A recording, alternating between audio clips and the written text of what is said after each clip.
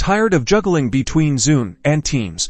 Let's bridge that gap and unlock a smoother workflow. First, open Microsoft Teams and navigate to the app section on the left sidebar. It usually looks like a puzzle piece icon. Click on it. Now, in the search bar at the top, type Zoom and press enter. You should see the Zoom app listed. Select the Zoom app. This will open the app details page where you'll find information about its features and permissions.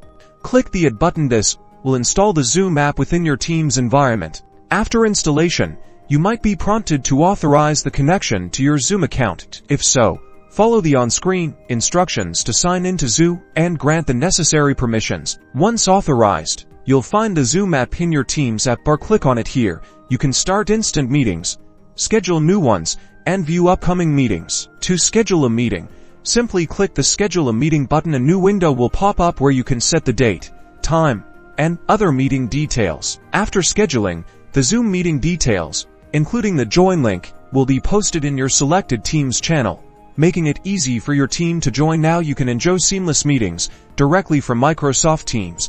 Having trouble? Double-check your Zoom authorization, ensure both apps are updated, and review Teams permissions. Happy collaborating!